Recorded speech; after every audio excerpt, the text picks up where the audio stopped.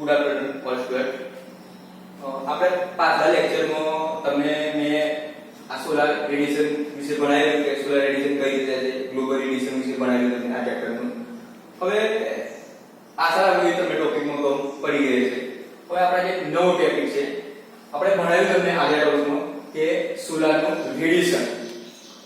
હવે એને માપવું હોય તો આપણે જે જાણે કે એક સોલાર હોય છે, સોલાર સેલ હોય છે, સોલારનું વોટર હીટર હોય છે કે પાણી કેટલું ગરમ કરવા આટલી માત્રામાંથી રેડિયેશન આવે, આટલી માત્રામાં પાણી ગરમ થાય, બધું આપણે કઈ રીતે કરવું પડે.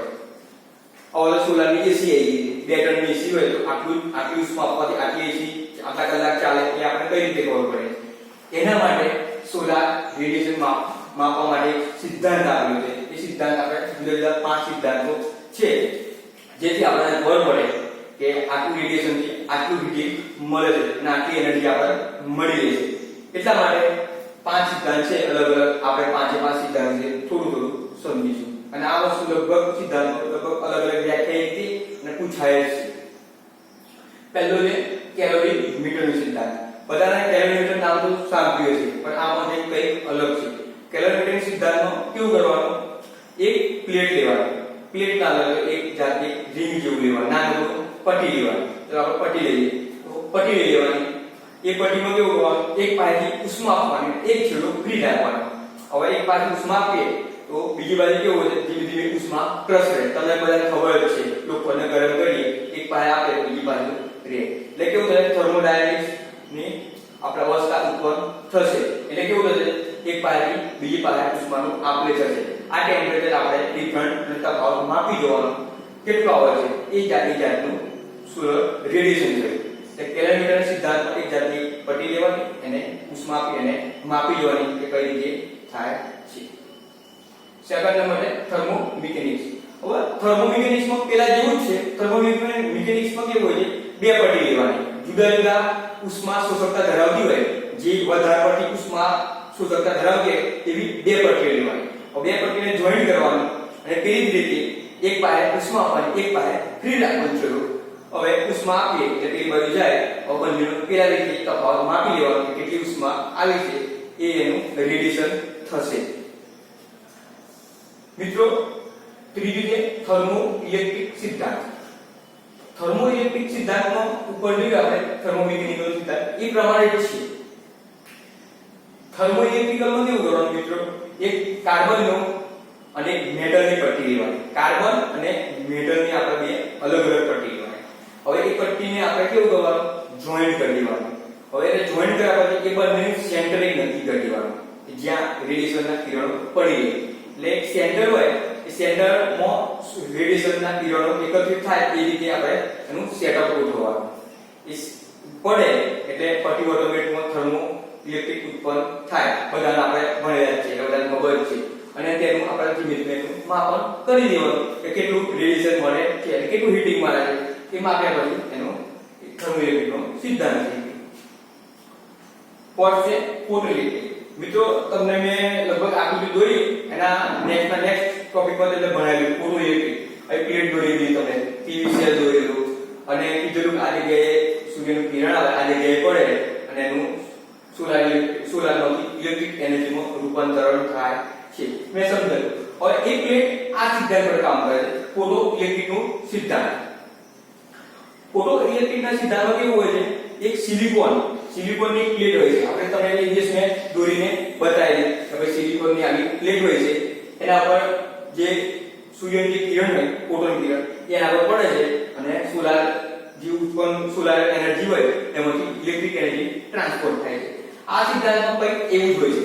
ફોટોનની એક પ્લેટ લેવાની એટલે સિલિકોનની એક પ્લેટ લેવાની, એમાંથી ઉત્પન્ન થાય છે સોલાર એનર્જી. સોલાર કોન્સ્ટન્ટનો સિદ્ધાંત. મિત્રો આ તો તમે ભણી ગયા, લગભગ તો નંબરમાંથી કરતા હતા. આપણે નાના હતા ત્યારે કેવું કરતા હતા, એક કાગળ લેતા હતા, પછી અરીસો લેતા હતા. કેવું કરતા હતા, અરીસામાંથી સૂર્યના કિરણ એકત્રિત કરી અને કાગળ પર પાડતા હતા. કેવું થતું, કાગળ સળગી જતું હતું. પછી તમે ભણતા હોય ત્યારે કેવું છે, તમારે કાચ હોય છે, એ કાચ તમે સૂર્યના કિરણો એકત્રિત કરીને એકબીજા પર પાડતા. તો કેવું આપણે અંજાઈ જાય છે. એ બધું શું છે, એક જાતનો સોલાર કોન્સ્ટન્ટનો સિદ્ધાંત છે. સોલાર કોન્સ્ટન્ટના સિદ્ધાંતમાં આપણે પણ એવું જ કરવાનું કે વ્હાઇટ કાગળ લેવાનું. વ્હાઇટ કાગળ લેવાનું, વ્હાઇટ કાગળમાં ની ઉપર એક એવું કાગળ લેવાનું જે સૂર્યના કિરણોને એકત્રિત કરી શકે. હવે એના ઉપર સૂર્યના કિરણો પડે એટલે સૂર્યના કિરણો જેવા કાગળ પર પડે એકત્રિત થઈ બીમ આકાર થઈ અને કાગળ ઉપર પડે, જેથી કાગળ શું થાય તમને બધાને ખબર છે, સળગી ઉઠે. એટલે એની એનર્જી એ રીતે માપી લો કે કેટલી એનર્જી કાગળ સળગી ઉઠે છે. તો મિત્રો સોલાર કોન્સ્ટન્ટનો સિદ્ધાંત આ સિદ્ધાંત પર કાર્ય કરે છે. આપણે ટોટલ 5 સિદ્ધાંત જોયા, હું તમને ટૂંકમાં સમજાવું. કેલોરીમીટરનો સિદ્ધાંત, કેલોરીમીટરના સિદ્ધાંતમાં તમને બધાને ખબર પડી એક પટ્ટી લેવાની અને પટ્ટીને બે ડિફરન્ટ માપી દેવાનું, પેલામાંથી એનર્જી આપણે બીજાનો તફાવત માપી જે જેટલું ઉત્પન્ન થાય એટલું માપી દેવાનું. થર્મોમિકેનિકમાં બે અલગ અલગ પટ્ટીઓ સળિયા લેવાના અને બંનેને જોઈન્ટ મારી અને બંનેને ઉષ્મા આપીને જોઈ લેવાનું કે કેટલું થાય છે. પણ આ બેમાં કેવું, આ બધામાં જે પટ્ટી વાપરી ઉષ્મા શોષક હોવો જોઈએ. ઉષ્માનો સારા શોષક વાપરો તમે તો કેવું થાય, તમને ઊર્જા વધારે મળે. જો ઉષ્માનો શોષક ના હોય તો ઊર્જા કેવી ઓછી મળે. એટલે ઉષ્માના શોષક હોય એવા તત્વો વાપરવાના, જેવા કે એલ્યુમિનિયમ, લોખંડ, બધા સારા ઉષ્માના શોષકો છે. થર્મોઇલેક્ટ્રિકમાં તમને કીધું કોપર અને એલ્યુમિનિયમની પટ્ટી લેવાની, એ બંને જોઈન્ટ મારી કેન્દ્રમાં એકત્રિત કરવાના તો તમને મળી જાય ઊર્જા. ફોટોઇલેક્ટ્રિકમાં તમને બધા આગળ ટોપિકમાં આખી ફોટોઇલેક્ટ્રિક દોરી અને આખું એનું વિસ્તૃત ડાયાગ્રામ સમજાવેલો કે કઈ રીતે ફોટોનું ઇલેક્ટ્રોન આવે છે, પ્લેટ ઉપર પડે છે, કઈ રીતે કઈ જાય, આખું ડાયાગ્રામ તમને સમજાવીને આવે છે. સોલાર કોન્સ્ટન્ટનો સિદ્ધાંત. મિત્રો સોલાર કોન્સ્ટન્ટમાં આપણે કીધું એ પ્રમાણે કાગળ લેવાનો, એના ઉપર કાચ મૂકવાનો, સૂર્યના કિરણો એકત્રિત કરવાના અને કાગળ ઉપર પાડવાના જેથી સળગી ઉઠે. આ બધું તમે નાનપણમાં કરી શક્યા છો. મિત્રો જ્યાં સોલાર આપણો નવો ટોપિક છે, જ્યાં સોલાર રેડિયેશન. હવે સોલાર રેડિયેશન માપવા માટે કોઈ સાધન આવે, આપણે બધાને ખબર છે કે ટેમ્પરેચર માપવું હોય તો કઈ વપરાય છે, થર્મોમીટર. બધાને કોઈ વસ્તુ માપવા માટે કોઈ બી સાધન વપરાય છે. તો આ સોલાર રેડિયેશન માપવું હોય તો બે સાધનો છે, જુદા જુદા બે સાધનો છે. હવે એ બે સાધનો વિશે આપણે વિસ્તૃતમાં ભણીશું આગળ, પણ બંનેનો તફાવત આપણે થોડો સમજી લઈએ. આનામાંથી બંનેના મુદ્દા પણ આપણે આવડી જશે. પાયરોનોમીટર અને પાયરોમીટર, આ બે નામના સાધનની મદદથી આપણને કેટલું રેડિયેશન થાય છે એ બધી જ આપણને ખબર પડી જાય. આ માપવા માટે સાધન વપરાય છે. પહેલું છે પાયરોનોમીટર. આમાં કેવું હોય છે, એક પ્લેટ હોય છે, નાની આટલી પ્લેટ હોય છે, એ કેવી કાળા રંગની લેવામાં આવે છે. કાળા રંગનો તમને બધાને ખબર છે, કાળો રંગ એ ઉષ્માનો સારો શોષક છે. એટલે કે ઉષ્મા કાળા રંગમાં વધુ પડતી શોષાય છે.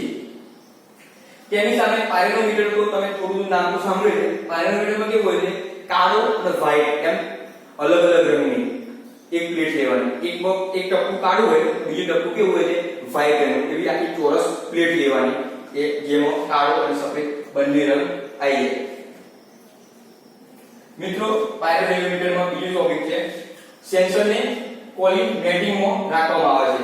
આમાં કેવું થાય છે, કોલિમેટિંગમાં એટલે કોલિમેટિંગ કેવી હોય છે, એક જાતની ટ્યુબ હોય છે. ટ્યુબ હોય છે એની અંદર પાયરોનોમીટરનું કેવું છે, કાળા રંગની પ્લેટ રાખવામાં આવે છે.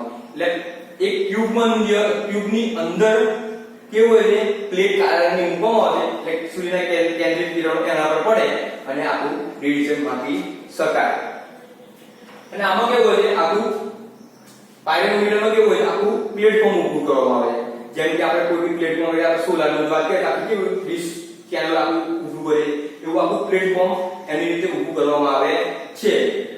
પાયરોનોમીટરમાં એ આખું પ્લેટફોર્મ પરથી આખું માપી શકાય કે આખું પ્લેટ પર પડે અને એનું રેડિયેશન આપણે આપી શકીએ છીએ. કેટલું રેડિયેશન કેટલા કલાકમાં પડે, શું પડે, બધું આ રેડિયેશન આપી શકીએ છીએ. ત્રીજો ટોપિક છે કોલિમેટિંગ ઉપર. આમાં કેવું કહે છે, કોલિમેટિંગ ઉપર પાંચ જે આપણે જે પટ્ટી અંદર રાખીએ છીએ કાળા રંગની એ કેવું 5 ડિગ્રીનો એંગલ બને એ રીતે ગોઠવવામાં આવે છે. 5 ડિગ્રીનો એંગલ પડે એટલે કેવું જાય છે, એના પર ખાલી રેડિયેશન ખાલી બીમનું જ પડે, ખાલી ડિફ્યુઝ રેડિયેશન પડે ના.